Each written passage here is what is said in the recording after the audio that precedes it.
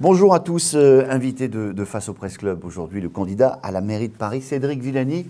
Bonjour à vous, Cédric Villani. Bonjour. Vous êtes né il y a 46 ans, en Corrèze, terre de président de la République. Vous êtes un universitaire, mathématicien. Vous avez été directeur du prestigieux Institut Henri Poincaré. Le grand public vous a découvert en 2010, lorsque vous avez obtenu la médaille Fields, sorte de prix Nobel des mathématiques. Vous a découvert et puis vous a un peu imprimé grâce à votre phrasé tout à fait singulier et un look savamment étudié. Vous remettez à la mode les lavalières que vous n'avez pas aujourd'hui et les broches araignées que vous avez là en revanche. Un petit côté Arsène Lupin tout à fait sympa. Alors votre engagement... Arsène Lupin. Oui, votre engagement... Ne faites pas un rapt sur la vie politique française encore, mais enfin, votre engagement politique, pour en parler, débute en 2014, lorsque vous acceptez de présider le comité de soutien à Anne Hidalgo. En fait, mon engagement politique date d'avant, mais je dirais quelques mots là-dessus. Très bien. Et puis en 2017, vous avez décidé de soutenir Emmanuel Macron. Dans son sillage, vous êtes élu député La République En Marche dans l'Essonne.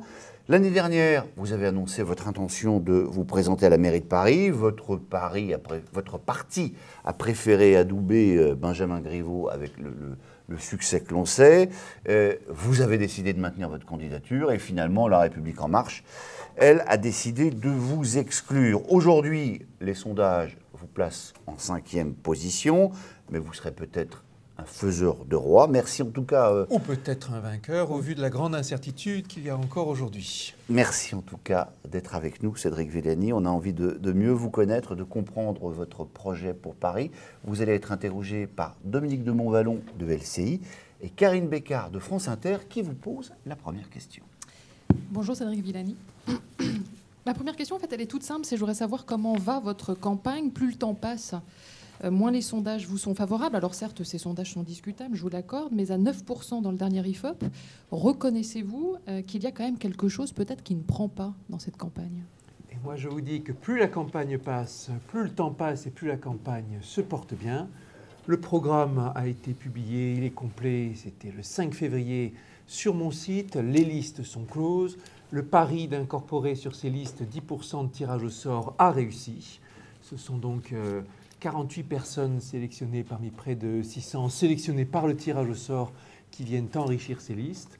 Il y a des listes dans tous les arrondissements, bien sûr, des projets d'arrondissement partout. Bref, tous les éléments sont en place. C'était tout un pari que de se lancer là-dedans sans soutien d'aucun parti début septembre. Nous avons aujourd'hui tous les éléments qui sont là, avec un financement que nous devons qu'à nous-mêmes, puisque ni un parti ni les banques ne nous ont soutenus. Juste du coup, vous estimez à combien si ce n'est pas 9%? Pardon, mais je ne vous ai pas parlé, je n'ai pas remis en doute les sondages que vous évoquez. Et ce n'est pas un sondage qui crée une dynamique ou qui crée une politique. Vous croyez vraiment? Le sondage influe, évidemment, ça fait partie des outils d'aide à la décision, mais quelle opinion aurait-on de moi si je changeais ma trajectoire ou ma dynamique en fonction des sondages? Et quand je dis je m'engage pour porter tel et tel thème, je m'engage avec telle et telle conviction, évidemment, ce n'est pas ça qui va changer en fonction des sondages. Et tous les thèmes que j'ai souhaité porter, tous les engagements que j'ai pris, je les ai tenus. On va en reparler. Monsieur Villani, on va parler effectivement dans quelques secondes des thèmes de votre campagne. Je voulais vous demander, est-ce qu'il peut se passer encore quelque chose en termes de rapprochement, d'alliance, avant le premier tour? Et je songe notamment au dialogue que vous aviez semblé esquisser avec les écologistes. Est-ce que quelque chose est encore possible ou il faudra attendre l'après-premier tour? Là, pour l'instant, pour le premier tour, les choses sont dites, les listes sont déposées. Et ma liste sera là au premier tour, le 15 mars. Et c'est là-dessus que nous nous concentrons, sur le projet, sur le programme. Cette campagne a été tellement confuse jusqu'à présent. Maintenant qu'on a un moment pour discuter projet, pour voir vraiment ce qu'il y a dedans, et pour bien voir que le projet que je défends est le seul à prendre en compte certains grands enjeux. Mais Cédric Villani, vous ne répondez pas complètement à la question. C'est pas grave, nous on a l'habitude. Non, mais allez-y, dites-moi exactement. Les discussions avec David Béliard qui avaient lieu aujourd'hui, C'est quoi? C'est le calme plat? Plus de discussion avec David Belliard avant le premier tour? Je suis un homme ouvert, je suis un homme de dialogue.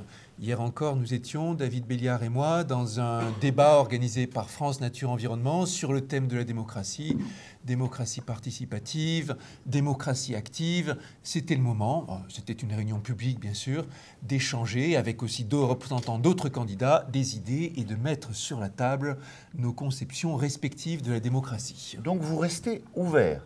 Je suis toujours ouvert. Mais ça n'empêche que la liste que je présente, le projet que je présente est un projet indépendant. Mais vous êtes ouvert et disponible à discuter avec David Belliard avant le premier tour? Je discute avec tout le monde, Bon. vous savez. Mais pour autant, le projet de David Belliard n'est pas le mien. Il y a des différences importantes. Oui, on va y Les venir. projets des autres candidats ne sont pas les miens non plus. Et je porte aujourd'hui mon projet, mes idées. Et vous savez, ça me sera l'occasion aussi de revenir sur ce que vous évoquiez sur mon engagement politique tout à l'heure.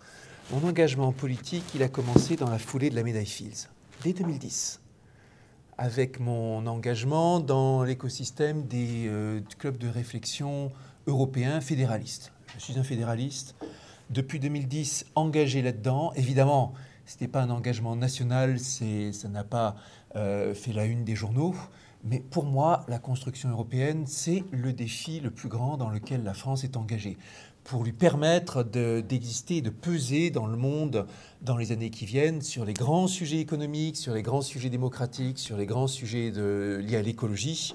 Nous aurons besoin d'une Europe bien construite. C'est dans ce contexte que j'ai rencontré Emmanuel Macron aussi, dès 2013, précisément dans le cadre de l'organisation d'une conférence européenne.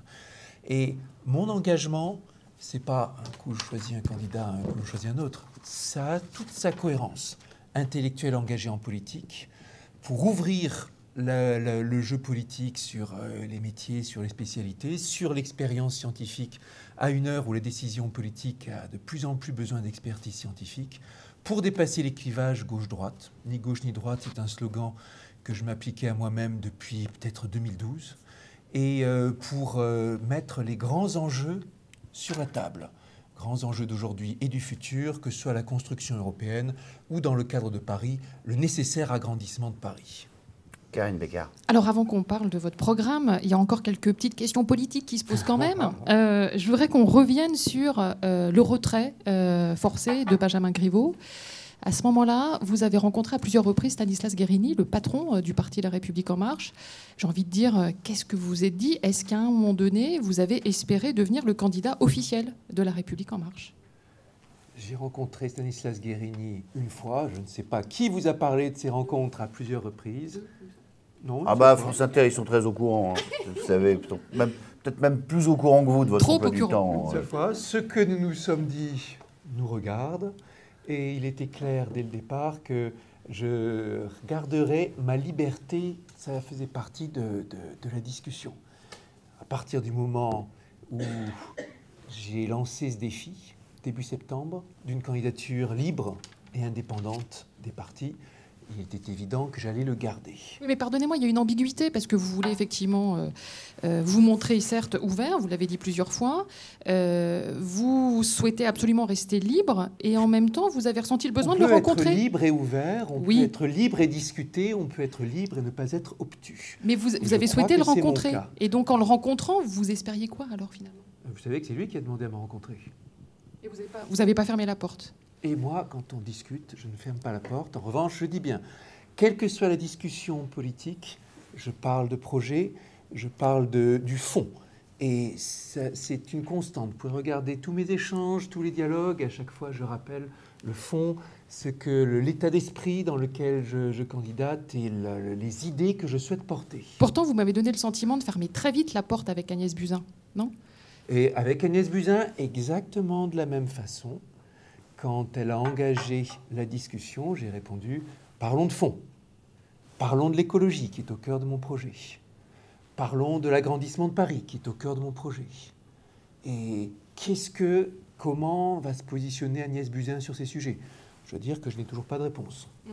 Et donc, du coup, pour compléter tout ça, ça veut dire quoi aujourd'hui? Vous êtes encore avec La République En Marche? Vous vous sentez encore marcheur? Je crois que j'ai été exclu de façon très claire et spectaculaire. Mais vous pouvez vous sentir encore marcheur? Est-ce que La République En Alors, Marche je vais est vous dire, terminée? vous avez raison de poser la question.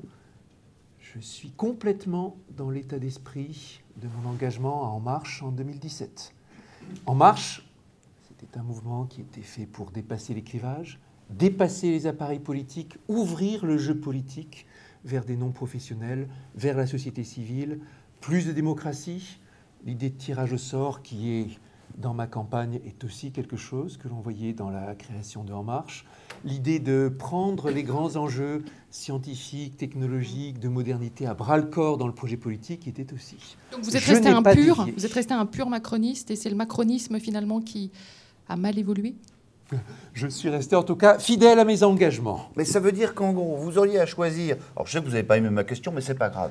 Allons-y. Entre une Agnès Buzyn et un David Béliard, vous pencheriez plutôt du côté de David Béliard. Qu'est-ce que vous appelez pencher plutôt? Ça veut dire donner une interview plus s'afficher avec, faire une photo.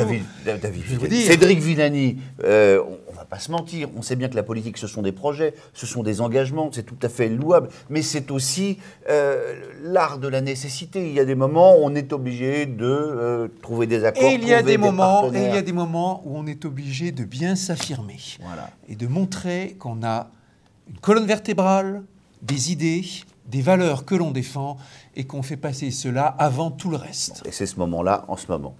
Dominique de Montballon. Parmi les idées que vous défendez, il y en a une sur le Grand Paris qui est au fond identitaire pour vous, qui vous marque aux yeux des électeurs. C'est vos positions sur un Grand Paris qui réconcilierait la capitale et l'immédiate banlieue. Est-ce que vous diriez que vous avez le sentiment de deux mondes qui s'ignorent, voire plus grave que ça, entre la capitale et la banlieue? Aujourd'hui, entre la capitale et la couronne, oui, la couronne, la banlieue, ça dépend certains sont attachés à l'une dénomination ou à l'autre. C'est une histoire qui doit être améliorée beaucoup. Et c'est une relation qui s'est dégradée ces dernières années. Oui. Et c'est l'un des échecs les plus importants de l'équipe d'Anne Hidalgo. C'est l'un des axes. On en parle rarement, mais pour moi, c'est l'un des échecs politiques les plus importants, ce fossé qui s'est agrandi entre Paris et sa couronne. C'est parce qu'elle n'a pas voulu ou parce qu'elle n'a pas pu? C'est un état d'esprit peut-être. Ce sont des projets qui n'ont pas été au rendez-vous certainement. C'est, tel que j'ai entendu, dénoncé par bien des maires de couronne, une attitude hautaine de Paris. Une façon qu'a eu Paris de considérer sa couronne comme étant quelque chose qui... un autre monde. Mais vous avez des exemples précis à nous donner? Vous voulez dire des maires précis, l'association des maires d'Île-de-France? Une action précise qui ferait que Paris mépriserait sa banlieue? Aujourd'hui, Paris, c'est sur tous les sujets. Prenez Bercy-Charenton. Est-ce que le projet de Bercy-Charenton, développé à Paris, développé d'une façon qui, je l'espère, va être stoppée, car c'est un projet qui est grave pour l'urbanisme parisien. Est-ce que vous croyez que ça a été fait en concertation, en impliquant dès le début la mairie de Charenton? Est-ce que vous croyez? Sur tous ces grands projets, il y a le devoir de concevoir en amont ce qui se fait dans la capitale, ce qui se fait à l'extérieur. C'est bien pour ça que j'ai proposé dans mon programme qu'il y ait une instance où se réunissent très régulièrement les maires d'arrondissement et les maires des communes limitrophes, pour échanger leurs points de vue, pour développer ensemble très en amont le sujet d'urbanisme. Est-ce que vous croyez que c'est normal que Paris n'ait pas pris l'occasion de son changement de statut récent pour mettre en place un plan local d'urbanisme qui soit intercommunal? Il n'y a pas aujourd'hui de PLU intercommunal à Paris. Et ce n'est pas normal du tout. De la même façon que le plan métropolitain de l'habitat et de l'hébergement que la métropole du Grand Paris doit publier, nous n'en avons toujours pas vu la couleur. Il y a beaucoup d'occasions qui ont été loupées de travailler ensemble. Parlons de la fermeture des voies sur berge. Est-ce que vous croyez que ça a été concerté avec les villes de Réponse non. Pardon? Réponse non. Réponse non. Mais sur toutes les questions que je pose, la réponse est non. Et à chaque fois, c'est délétère. Paris, c'est pas une île. Paris, c'est en communication étroite, de fait, dans la vie de tous les jours avec la couronne, dans les mobilités, dans la recherche de logement, dans le fait qu'on s'échange les uns les autres. Des informations, des promenades, un cadre de vie. Et Paris n'a pas pensé à cela. Dans mon projet, j'ai budgété 50 millions par an de projets co-construits entre Paris et la Couronne. Des projets qui pourront se faire sur ce territoire limitrophe, des projets d'immeubles, des développements de crèches, des infrastructures, de l'aménagement du quotidien, tout ce qui fera qu'on aura une qualité de vie, une qualité de service, un bassin qui sera autant que possible unifié. Sans la Couronne, Paris ne résoudra pas ses problèmes. Il n'y a plus assez de foncier à Paris pour répondre à toutes les demandes de logement, sauf à construire des tours dont la population ne veut pas et qui dénaturent Paris. Il n'y a pas de possibilité à Paris de résoudre les problèmes d'embouteillage et les problèmes de transport en commun si Paris ne travaille pas de pair avec sa couronne. Le Grand Paris Express va modifier les mobilités de façon fondamentale dans la région de Paris. Où sont les plans? Où est la façon d'anticiper par rapport à tout cela dans Paris? Bref. Mais ce n'est pas candidat à la métropole du Grand Paris que vous devriez être, ou candidat à la région plutôt que de candidat Aujourd'hui, la métropole du Grand Paris n'a que très peu de pouvoir. Le budget d'investissement de la métropole du Grand Paris, c'est 6 fois moins que le budget d'investissement de la métropole de Lille pour une population 6 fois supérieure. Autrement dit, rien du tout par rapport aux besoins. Aujourd'hui, les grands acteurs politiques qui ont du poids, c'est la mairie de Paris, c'est la région Île-de-France, bien sûr, c'est l'État, sont ces 3 acteurs qu'il faut aligner pour revoir l'organisation territoriale. Et la métropole du Grand Paris, pardonnez-moi, vous avez déjà connu une organisation territoriale aussi complexe? 148 communes. 131, mais vous n'êtes pas loin, vous avez le bon ordre de grandeur. Les communes, les EPT, les départements, la métropole. Ajoutez-y la région pour des prérogatives qui, dans n'importe quelle métropole au monde, sont gérées par 2 ou 3 niveaux au maximum. C'est illisible, c'est pas efficace, c'est pas démocratique, au sens où on aurait des institutions et des acteurs qui soient respectés et avec lesquels on se tourne. Et nous avons le devoir de faire évoluer cela. On a plein d'autres questions à vous poser. Juste une que je rajoute là. Est-ce qu'il s'agit d'élargir les frontières de Paris, d'annexer en quelque sorte la couronne pour que Paris, à l'image de grande capitale mondiale européenne, devienne plus grand, ou est-ce qu'il s'agit simplement, mais ce serait déjà un gros changement, d'établir enfin un dialogue et des négociations? Les deux, mon capitaine. Nous avons besoin d'établir un dialogue renforcé. C'est pour ça qu'il faut des projets en commun, c'est pour ça qu'il faut un club, c'est pour ça qu'il faut... Voilà.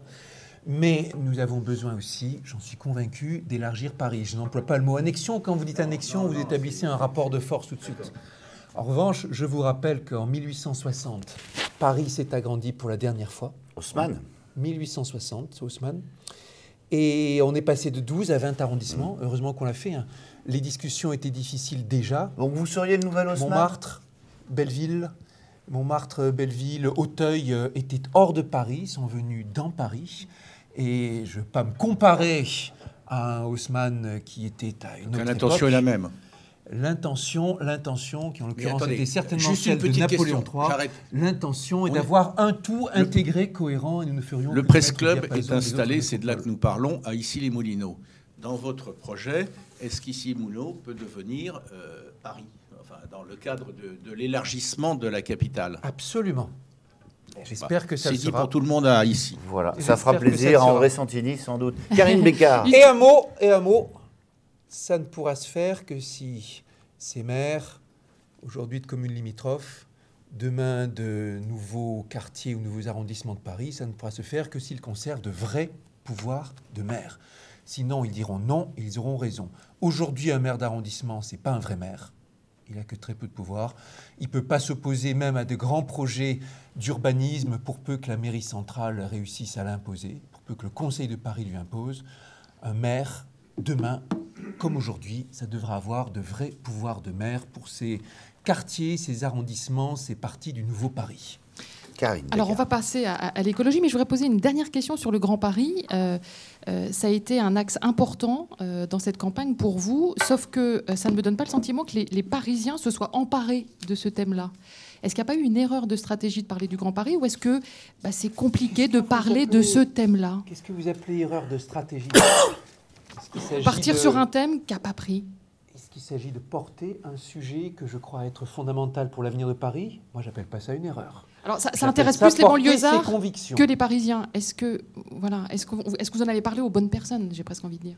Quand vous en parlez aux Parisiens, la première réaction, souvent, c'est « mais pourquoi ça m'importe à moi? Moi, ce qui m'intéresse sont les embouteillages dans le 11e arrondissement, etc. Voilà. » Quand vous expliquez que les embouteillages dans le 11e arrondissement dépendent de ce qui se passe dans toute la métropole, qu'il y a besoin d'un grand plan de mobilité concerté avec sa métropole, avec les communes limitrophes, que ça impacte le quotidien, que des grandes métropoles en Europe ont résolu leurs problèmes d'embouteillage en travaillant de façon métropolitaine, intégrée sur toutes les mobilités, à l'intérieur du cœur de l'agglomération et à l'extérieur en même temps. Là, les gens vous écoutent, ils vous disent ah, « on m'en avait pas parlé ». Et je le répète, je le dis, si vous avez des personnes, des candidats à la mairie de Paris qui vous expliquent « je vais résoudre les problèmes d'embouteillage dans Paris en travaillant uniquement dans Paris », c'est de l'imposture. Je dis la vérité. Et je mets les enjeux sur la table justement pour qu'ils soient ouverts à discussion. Une élection, une campagne, c'est un moment privilégié pour mettre sur le tapis les questions les plus importantes pour l'avenir. Et vous avez un modèle de grande métropole, de mégalopole même pour Paris. Vous vous inspirez d'autres grandes... Pas besoin d'aller chercher bien loin, allez voir à Londres. Vous savez qu'à Londres, c'est 1500 km². Paris, c'est 100 km². Paris, c'est ridiculement petit par rapport à ses ambitions. C'est la plus petite des grandes des villes-mondes. La plus petite des villes-mondes de très loin. Et Londres, c'est un modèle qui n'a pas besoin de chercher bien loin. L'organisation de Londres avec des boroughs, avec le Grand Londres, avec le maire emblématique Sadiq Khan. C'est une organisation lisible, efficace. Il n'y a pas besoin d'aller chercher bien loin. Ils n'ont pas eu besoin de ces 5 niveaux de décision pour une grande construction. Ils ont juste un Londres agrandi. Cédric Villani, parlons d'écologie, puisque vous vous présentez comme le candidat le plus écologiste ou écologique de cette campagne parisienne. Vous êtes plus écolo que David Béliard, tête de liste Europe Écologie Les Verts. Mon écologie, elle s'appuie sur les sciences, la rationalité et tout ce qui va avec, la technologie. Elle utilise tous les ressorts de l'analyse pour mettre en œuvre les choses de la façon la plus efficace.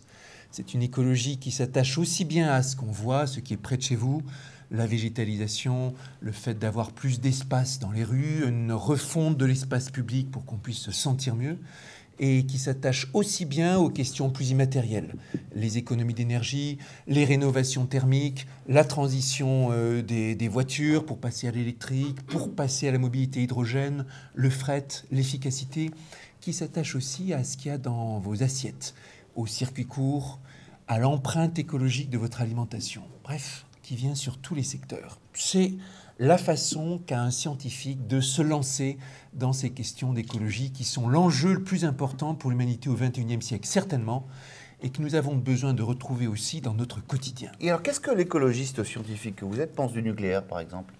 Le nucléaire est une technologie qui a ses avantages et ses inconvénients. Voilà. Son avantage, c'est son bon bilan carbone. Son inconvénient, c'est la filière des déchets et le fait qu'il y ait tellement de soucis par rapport à l'industrie. On se souvient de... Enfin, une fois que vous avez dit ça, qu'est-ce que vous en faites ? Vous la pérennisez ou vous voulez la remplacer ? Ça s'inscrit dans une trajectoire équilibrée, dans un mix énergétique tel que défini au niveau national, avec une part qui va diminuant parce que tout ce qu'on peut faire pour regagner sur les énergies renouvelables, tout ce qu'on peut faire pour réduire ce problème considérable de déchets et ces problèmes considérables d'industrie. Je vous rappelle que cette question de soudure sur l'EPR Flamanville, c'est un feuilleton qui dure depuis des années, qui a encore donné lieu à des rebondissements, une passe d'armes sévère entre l'Agence de la sûreté nucléaire et EDF et ses opérateurs. J'y étais au sens où je présidais l'audition de l'Office parlementaire scientifique dans laquelle les deux acteurs se sont violemment pris à partie. Et il ne faut pas croire que l'énergie nucléaire soit une énergie avec uniquement des avantages. Ce n'est pas vrai. En revanche, sortir du carbone aujourd'hui dans le contexte d'urgence climatique que nous connaissons est un enjeu, est une urgence plus grande que sortir du nucléaire. Dominique, avec le micro, c'est mieux. Effectivement. Sur la propreté, il y a beaucoup à dire. Oula oui, et non, ça, on le sait bien. Je vous laisse le dire. Tous les sondages le disent, les Parisiens mettent ça comme un enjeu numéro 1 dans la campagne parisienne. Avec la sécurité. Y compris propreté au-dessus de sécurité revient dans les enquêtes. Y compris jusqu'à la présence de rats innombrables. Je voudrais vous poser une question. Comment expliquez-vous, c'est quand même la première fois dans une campagne municipale que ce thème de la propreté est si présent. Comment expliquez-vous que Paris soit devenu une ville si sale ? Paris est devenu très sale On le sait quand nos visiteurs étrangers nous rendent visite et qui nous le disent. On le sait aussi, et ça contraste tellement avec l'image de la ville lumière, de cette ville qu'ils ont rêvé, de cette ville avec ses plus belles avenues, ses plus belles universités, ses plus beaux monuments, qui est comme un patrimoine du monde entier, pas seulement de Paris. On le sait bien, Paris est devenu sale, enfin, il faut le redire, Paris est devenu sale avant tout par une gestion déficiente, par le fait qu'au niveau des équipes, les choses n'ont pas été repensées et que la gestion centralisée a ses limites. On ne peut pas, depuis l'hôtel de ville, s'occuper de coordonner la propreté pour les 2,2 millions de Parisiens, pour tous les 17 arrondissements. Il y a besoin de décentralisation, il y a besoin de modernisation, il y a besoin d'outils qui permettent de communiquer davantage, de plus de réactivité pour le signalement de dépôts sauvages, de plus de réactivité, de plus de diagnostic par rapport à l'état de saleté des rues. Et ça viendra dans le cadre d'une modernisation, d'outils de technologie plus avancés et de refonte humaine. Juste une question, parce que c'est symbolique et marquant. Les rats, si nombreux, qu'est-ce qui se passe et qu'allez-vous en faire? Les rats, ils viennent avant tout parce qu'ils aiment profiter de la saleté pour se nourrir. C'est aussi simple que cela. S'y ajoutent d'autres problèmes liés à la multiplication des travaux, liés aux évolutions de la Seine, liés à ce qu'on leur a laissé trop d'opportunités pour venir se déployer en surface. Et avant tout, régler le problème des déchets, ça fera une grande partie. Ça, bien sûr, le déchet appelle les rats, de même que les déchets, de même que les dépôts d'ordures appellent les ordures, appellent les incivilités, et il y a là un cercle vicieux dont il faut sortir au plus vite. Je vous signale qu'on prendra évidemment des questions dans l'assistance, également sur le Facebook Live, sur lequel on est en direct, dans quelques instants, mais d'abord, question Karine Bécard. Alors, autre thème très pratico-pratique qui intéresse les Parisiens, la sécurité. Les agressions et les vols sont en hausse dans la capitale. Qu'est-ce que vous comptez faire? Est-ce qu'il faut une vraie police municipale? Est-ce qu'il faut renforcer la vidéosurveillance? Quelles sont vos propositions? Il faut une vraie police municipale, il faut renforcer la vidéosurveillance. Alors des chiffres. Et ce n'est pas tiré du chapeau. Vous prenez le rapport de Jean-Michel Fauvergue et Alice Toureau, remis au gouvernement, qui vous préconise précisément cela. Et Jean-Michel Fauvergue a fait partie de ceux qui ont construit mon programme sécurité. Une vraie police municipale. Qui n'est plus avec vous aujourd'hui, je crois. Ces idées sont restées là. Elles n'ont pas changé. D'accord. Et cette construction a été faite avec des experts. Cette police municipale... Combien d'agents? 4500, certains disent 5000, moi je dis 4500. Il faut les armer ou pas? C'est qu'ils sont... la partie armée, pour moi, c'est celle qui est dans la brigade d'intervention, chacun son rôle. Il y a ceux qui s'occupent d'être présents sur le quotidien, il y a ceux qui s'occupent d'intervenir en bonne coordination avec la police nationale, ceux qui sont là en fonction support. Quels que soient les projets, la police municipale, elle partira de l'actuelle direction de la prévention, de la sécurité et de la protection. Aujourd'hui, compte quelque chose comme 3500 agents et auxquels je rajouterai 1000 agents spécialement recrutés et formés pour cela. La vidéosurveillance, oui. Je n'ai pas compris si vous les armiez ou pas. Ouais, voilà, une partie armée. Voilà, une partie armée, sur mais les 4500, vous en armez combien? Une brigade d'intervention. 500 armés. Alors, on et les 4000 autres pas armés. Qu'on s'entende bien. Non, pas armés, on ne peut pas laisser dire ça. Quand vous dites armée, c'est arme de poing ou pas, mais vous avez chacun équipé selon ses fonctions. Vous pouvez être armé avec un tonfa, c'est une arme redoutable, c'est pas pour autant quelque chose de létal, c'est pas pour autant une arme de poing. Et pas de surenchère. Quand certains parlent d'armer tout le monde à tout va, ça veut dire confier à des agents de l'actuel DPSP, des gens qui ont toute leur carrière juste dressé des PV. Ça veut dire leur confier des armes de poing. Ce n'est pas quelque chose qui me rassurera personnellement. Mais ceux que vous armez, c'est pour faire quoi en particulier? C'est pour leur confier quel type de mission? Les faire travailler la nuit, par exemple, ou... Des interventions dans des cadres plus délicats, dans des cadres dangereux. Ça peut être la réponse à un hold-up. Ça peut être la réponse à une rixe qui s'annonce extrêmement sauvage. Il y a tout un ensemble de typologies d'actions, de situations. Et on ne va certainement pas armer d'une arme létale la personne qui est là, présente, sur le trottoir, pour éviter que les policiers s'engueulent avec les voitures, pour éviter que le petit trafiquant de drogue vienne importuner les enfants, pour éviter que les incivilités et le fait qu'on bazarde des déchets dans l'espace public. Il faut un équipement raisonné. Ici, je ne dis rien que des choses de bon sens, me semble-t-il. Et sur la vidéosurveillance, Sur la vidéosurveillance, il en faut combien de nouvelles Il en faut davantage. vidéos? Il en faut certainement quelques milliers. On parle de 1500 caméras aujourd'hui en surface à Paris, hors du réseau souterrain, hors du réseau Donc vous ATP. doublez quasiment Et ça doit se faire. Il faut pas. C'est pas des objectifs de nombre de caméras qu'il faut se donner. C'est le nombre de cas résolus, des données intéressantes et avant tout la vie de la population. Si vous mettez des caméras partout dans les rues de Paris, vous allez voir comme ça va être accepté. Les gens vont s'insurger contre cette atteinte à leur vie privée. Il faut le faire là où c'est demandé.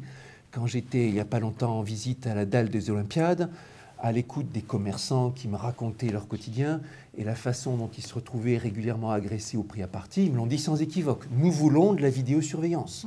Ou ailleurs, quels sont les endroits que vous avez repérés, diagnostiqués, où il va falloir renforcer effectivement la vidéosurveillance à Paris? Il y a des endroits, on le sait bien, dans le nord parisien, du côté de Barbès, du côté de la gare du Nord, certains endroits dans lesquels l'espace public est plus tendu qu'ailleurs. Et je dirais, ça sera les citoyens, les collectifs, les associations de quartier qui, chacun, dans les arrondissements, pourront être les mieux placés pour savoir où il y a besoin d'agir. C'est pareil, tout à l'heure je parlais de la nécessaire décentralisation, déconcentration de la question de la propreté. C'est pareil pour la sécurité. On ne peut pas, depuis l'hôtel de ville, avoir une cartographie complète. Et il faudra laisser au maire d'arrondissement la main pour dire, voilà, dans mon arrondissement, telle rue, tel quartier, tel bâtiment nécessite une action supplémentaire. Ici, là encore, il me semble que je dis des choses de bon sens pour amener de l'ordre et de la rationalité, pour que ces questions de sécurité et de propreté, on n'ait juste plus à s'en soucier et qu'on puisse se concentrer sur ce qui est important quand on vit sa vie dans une ville, l'éducation de ses enfants, le développement de son métier, les aides, la trajectoire pour monter son entreprise, la culture pour pouvoir se construire, pour pouvoir développer ses rêves. Dominique de Montvalon. Est-ce que dans le Paris Villani, c'est-à-dire un Paris élargi, la voiture aura toujours la même place, aura toujours une importance à vos yeux, et laquelle? Ou faut-il dire, à terme, tout pour le vélo? Dans le Paris, dans le nouveau Paris que j'appelle de mes voeux, il y aura moins de voitures. Oui, pas parce qu'on les aura contraintes, pas parce qu'on les aura chassées, mais juste parce que le besoin s'en fera moins sentir. Il y a beaucoup de monde aujourd'hui qui, s'il pouvait se passer de voiture, le ferait avec joie. Ça rime à quoi? De tourner inlassablement pour chercher sa place de parking, de se retrouver coincé dans les embouteillages aux heures de pointe. S'il y a des solutions alternatives qui sont sûres, qui sont confortables, elles seront prises. C'est bien pour ça que dans mon plan pour Paris, j'ai budgété pas moins d'1 milliard d'euros pour l'amélioration du métro parisien. 1 milliard, ça paraît beaucoup et en même temps peu. Qu'est-ce que vous faites avec 1 milliard? Avec 1 milliard, d'abord, il s'agit de cofinancement avec la région, bien sûr, qui a la prérogative voilà, Île-de-France Mobilité maintenant, qui a la compétence de la mobilité. Il s'agit d'accélérer l'automatisation de nouvelles lignes de métro. Après la 14 et la 1, ce sera la 4, ce sera la 13, ce sera la 7, ce sera la 8. Il s'agit d'épolluer le métro. On sait bien que le métro est très pollué, des particules fines en particulier qui viennent du processus de freinage. Et ça, c'est juste pas acceptable. Il s'agira d'améliorer l'accessibilité du métro, en particulier sur les lignes 1, 2 et 6. Et tout ça, ça fera que d'ici l'horizon 2026, tout ça, ça se chiffre en milliards et ça se fait avec la région. Et vous croyez bien que, avant de mettre des chiffres, avant de m'engager là-dessus, bien sûr, j'ai été discuté avec Île-de-France Mobilité dans une approche intégrée. Le problème, c'est que ça fait pas de place de métro en plus. Pardon, si. L'accessibilité, la propreté, la dépollution, ça fait pas de place supplémentaire pour les Parisiens qui effectivement attendent de pouvoir monter dans un métro. D'abord, ça le rend plus attractif et ensuite l'automatisation. Ça veut dire un débit mieux géré, ça veut dire des horaires plus étendus, ça veut dire plus de rames de métro disponibles. Mais aujourd'hui, on est sur un flux tendu, vous le savez comme moi. En gros, le matin, sur les heures de pointe, c'est toutes les 2 minutes, il y a un métro qui passe. Est-ce que vous pouvez faire mieux que ça? Avec l'automatisation, vous pouvez faire mieux que cela. La réponse est oui, très clairement. Et Île-de-France Mobilité vous le dit aussi. Et Île-de-France Mobilité travaille déjà sur cette automatisation. Ici, quand je propose 2 milliards, il s'agit d'accélérer pour que dès 2026, la moitié des déplacements en métro se fassent dans des belles conditions. Ça changera le quotidien des Parisiens, des Parisiennes. Est-ce qu'il y a pas Autre mesure qu'il faudra prendre, c'est le vélo. Je ne parle pas de 100% vélo et je ne sais pas ce que ça veut dire, moi, à vrai dire, le 100% vélo. Oui, certains le disent. Je ne sais pas ce que ça veut dire, le 100% vélo. En revanche, on a besoin d'un circuit visez vélo Anne qui soit Hidalgo, à là. niveau. Et je pense que les associations, pour le coup, ont fait un très bon travail, Paris en selle, mieux se déplacer à bicyclette, pour définir les circuits vélos de demain. Avec ce circuit vélopolitain en surface, qui doublera en surface le métro tel qu'on le voit en souterrain, avec des belles voies sécurisées, pas comme aujourd'hui où vous vous retrouvez à être en compétition avec les voitures, parfois avec le sentiment de risquer votre vie. Ça passera aussi par des équipements. Vous pouvez attacher votre vélo en toute sécurité et pas vous le faire embarquer. Des boîtes à vélo qui seront bien conçues, qui permettront d'avoir une vraie qualité de sécurité. Ça passera aussi par des bordées du périphérique, là encore. Les routes cyclables, elles ne doivent pas s'arrêter au niveau du périphérique, elles doivent continuer au-delà. Et le report, souvent du vélo, sont des utilisateurs du métro qui se reportent sur le vélo quand ils trouvent une bonne qualité de confort. Aujourd'hui, les déplacements à Paris, c'est quoi? 80% à pied, transport en commun, 15% voiture, 5% vélo, pour caricaturer. Un peu de trottinettes électriques aussi. Et puis voilà, des mobilettes. Vous en faites quoi des trottinettes électriques d'ailleurs? Les trottinettes électriques, on les garde, mais on les régule bien davantage. Comment? Il faut bien avoir en tête que d'abord, c'est fini le free floating et le fait de pouvoir laisser sa trottinette n'importe où sur le trottoir. Ça doit être juste réprimé, sans indulgence, parce que l'espace public est trop précieux. Il faut qu'on le regarde, il faut qu'on le garde pour nous comme un espace apaisé. Il faut penser aux personnes à mobilité réduite. Il faut d'ailleurs rénover la voirie de façon urgente. Les trottinettes, on les garde, mais on les réglemente de façon bien plus importante. Les pistes cyclables, on améliore leur confort, on les augmente. J'ai aussi ce projet que l'ancienne petite ceinture sera rénovée pour en faire une rocade cyclable, qui sera aussi un lieu de promenade, un lieu où on pourra se délasser, n'est-ce pas? Un lieu où l'on pourra se délasser, se promener loin des voitures. Et ça fera partie d'un ensemble de 3 grandes promenades plantées que je construirai, que je mettrai en place pour Paris, du nord au sud, de l'est à l'ouest, et en circuit. Et dans le Paris que nous devons voir pour l'avenir, bien sûr, il restera des voitures.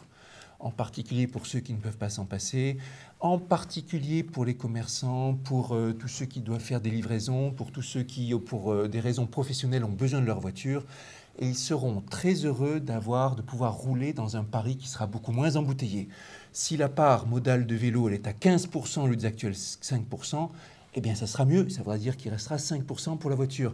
Et 15%, ce n'est pas du tout inatteignable. C'est ce que vous trouvez à Strasbourg. Allez, on va prendre des questions peut-être dans l'assistance. Il y a également des questions sur le Facebook Live.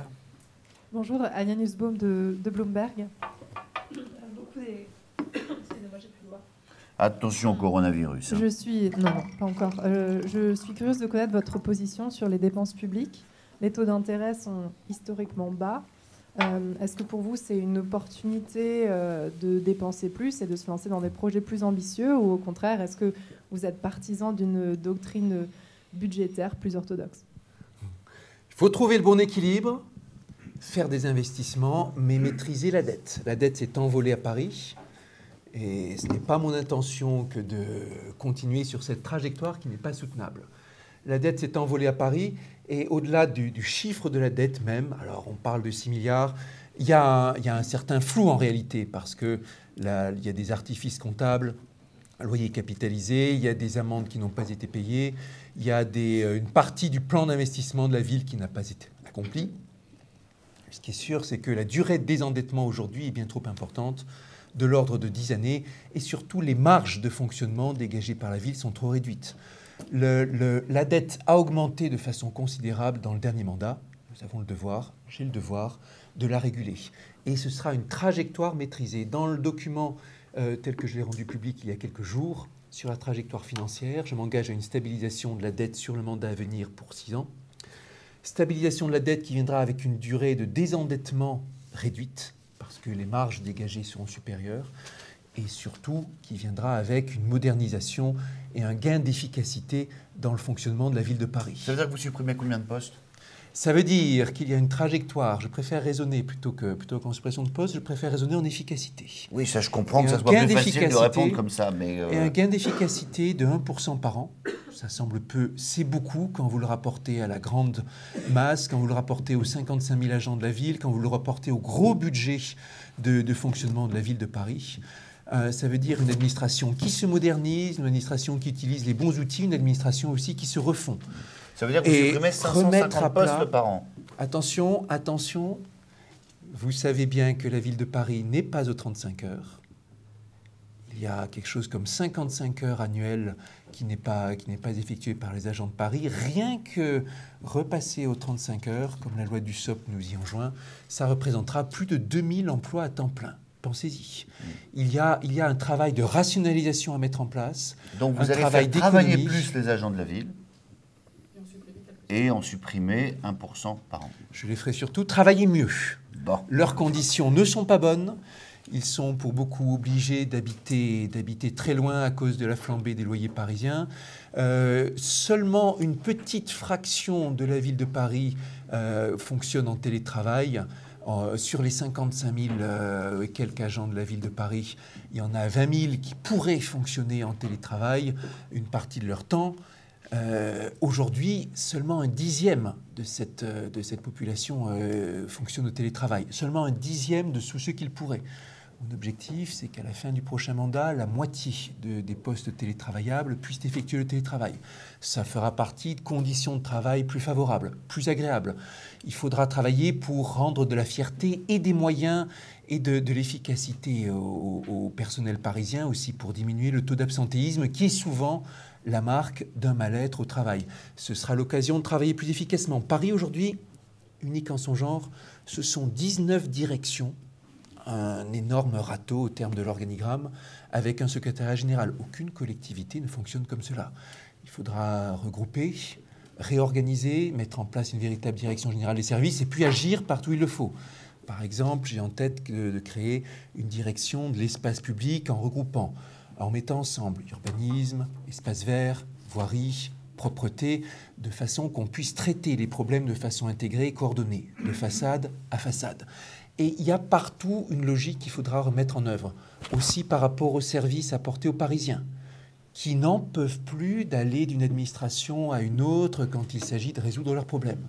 Des maisons des parents pour donner des conseils intégrés aux parents sur toutes les questions, aussi bien d'éducation que d'aide, d'accompagnement de leurs enfants. Des référents pour les commerçants, pour répondre à toutes leurs questions en ce qui concerne leur rapport avec la préfecture, leur rapport avec la sécurité, leur trajectoire financière, les négociations qu'ils ont avec leurs propriétaires, et ainsi de suite. Tout un travail pour une administration parisienne qui se met au service des Parisiens avec plus d'efficacité et plus d'humanité. Et aussi un équipement plus moderne, ça veut dire de l'algorithmique, ça veut dire de numérique, partout là où c'est souhaitable. Autre question dans l'assistance. Voilà. Allez-y, vous avez le micro, vous avez gagné. Bonjour, Cédric Villani. Vous connaissez bien le principe de causalité. Vous avez parlé de liberté, d'avenir, mais pas de la jeunesse. Déjà, je voudrais savoir ce que ça signifie d'avoir 20 ans aujourd'hui à Paris et cette jeunesse qui se sent délaissée. C'est quoi vos mesures concrètes pour cette jeunesse qui va être amenée à voter, mais dont on n'entend pas parler dans cette campagne? Il y a dans mon programme un volet jeune, bien sûr, et la jeunesse de Paris est un élément fondamental pour faire vivre Paris.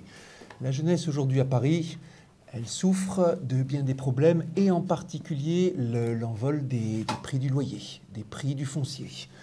Il y a 20 ans, la situation immobilière n'était pas du tout la même que celle que c'est aujourd'hui. Et donc, nous avons le devoir de l'accompagner, cette jeunesse, avec de nouveaux logements étudiants, en accompagnant les grands projets du Crous, mais aussi avec de nouveaux logements étudiants dans Paris, de l'aider à se mettre en contact avec des personnes plus âgées qui pourront participer à du logement intergénérationnel, de lui donner plus de clés pour le transport, de lui donner des tarifs préférentiels. Vous me parlez de la jeunesse 20 ans à Paris, mais Paris a le devoir aussi de s'occuper de sa jeunesse dès le plus jeune âge, et bien mieux que ce qu'elle fait aujourd'hui, à commencer par les écoles, à commencer même par les crèches.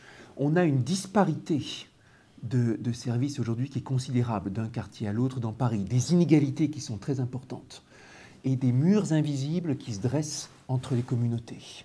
Le problème de la jeunesse à Paris, c'est tout aussi bien les étudiants, les artistes, les jeunes qui veulent créer leur entreprise ou se lancer dans la création qui n'arrivent pas à se loger, que les jeunes dans les collèges, dans les écoles, qui ne se rendent pas compte de ce que c'est que Paris. Il y a des quartiers qui sont mieux lotis que d'autres.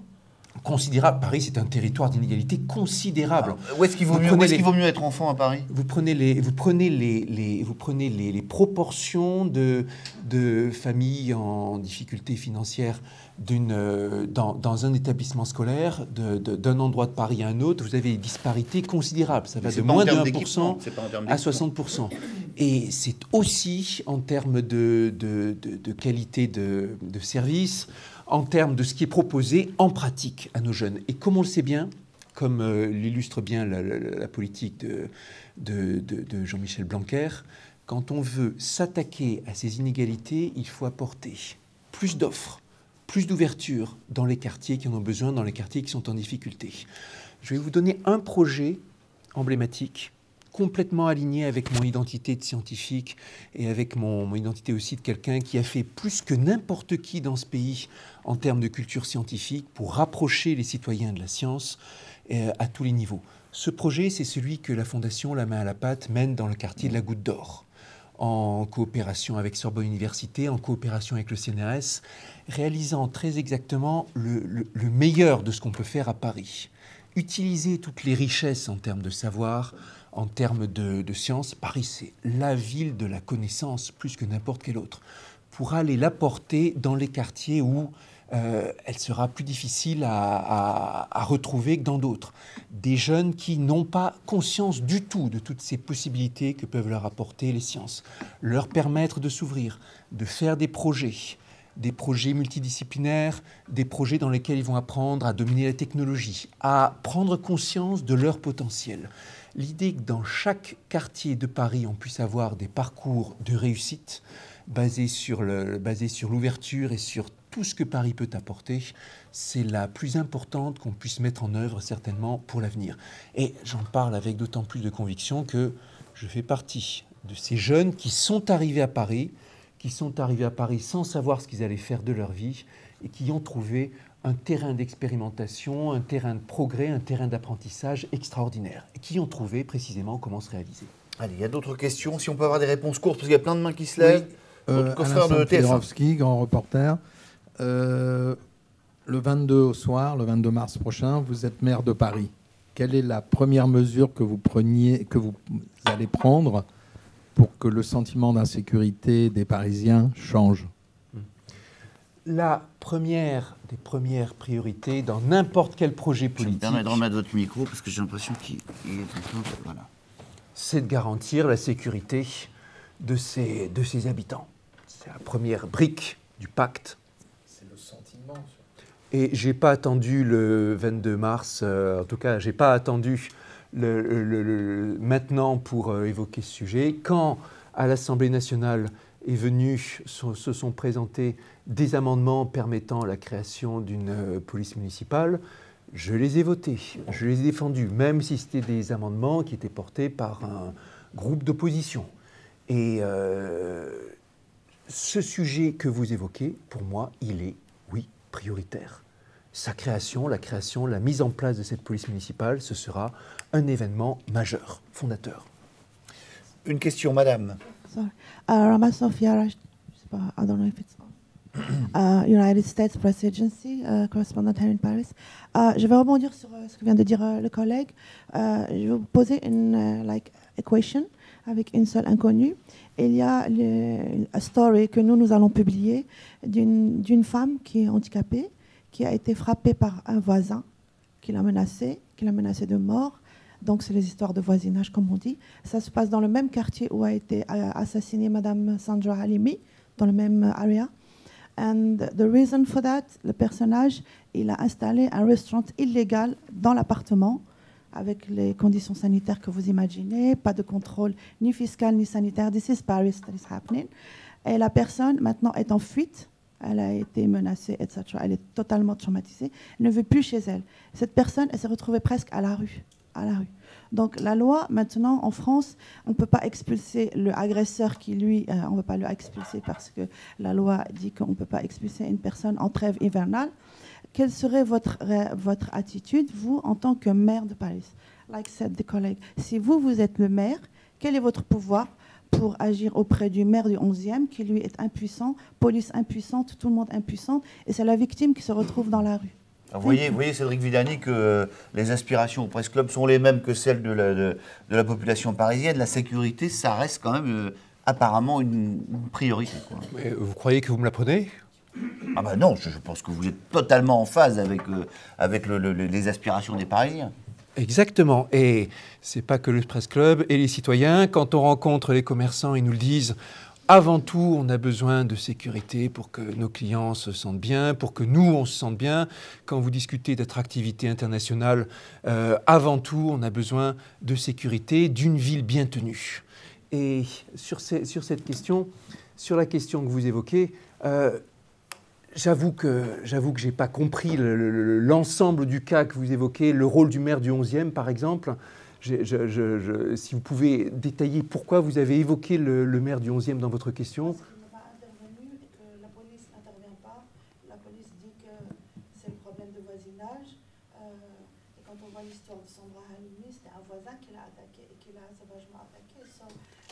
Les institutions, vous avez évoqué les amendements et les lois. J'ai l'impression qu'en France, il y a énormément de lois, des amendements, de décrets, whatever, mais à la fin, on ne les applique pas. Ce qui est Dans la rue maintenant. Ce qui est complètement vrai, c'est que la France ne manque pas de lois. Il y en a pléthore, plus que dans n'importe quel pays. Et ce qui est vrai, c'est que l'exécution, à la fin, l'application, la mise en œuvre sur le terrain est ce qui compte avant tout. Et c'est bien pour ça que la police municipale, quand elle viendra, la mise en œuvre de la vidéosurveillance raisonnée avec les bons comportements quand elle se développera, la coordination entre la police municipale et la police nationale, le rôle accru du maire d'arrondissement, le rôle accru de la coopération aussi avec les autres organismes de sécurité, ceux qui assurent la sécurité dans les métros, ceux qui assurent la sécurité chez les bailleurs. Tout cela, il faudra le construire dans l'action, dans l'efficacité, avec une analyse de tous les cas pour bien voir là où il y a matière à faire, matière à améliorer. Bien sûr, en tant que maire, j'apporterai mon plein soutien à cette victime que vous évoquez, dont le sort est extrêmement émouvant. Et j'aurai à cœur, le maire il a aussi à cœur, il doit avoir à cœur de tout faire pour coordonner l'action des différents services, aussi de la mairie, avec tout ce qui relève de l'État, en l'occurrence de la préfecture de police.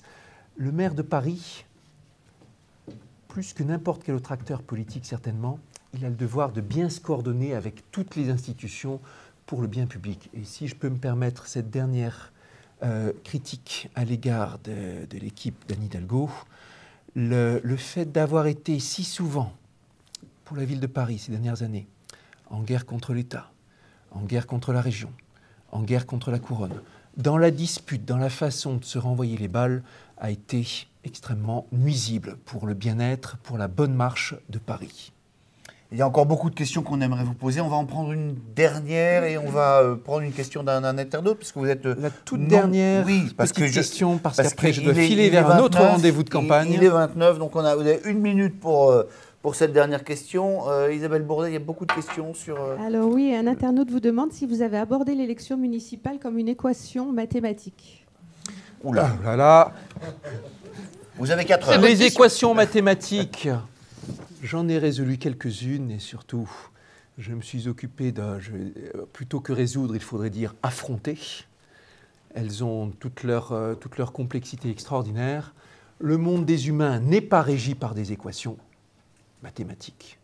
En revanche, il y a bien des équations mathématiques qui sont utiles pour le monde des humains.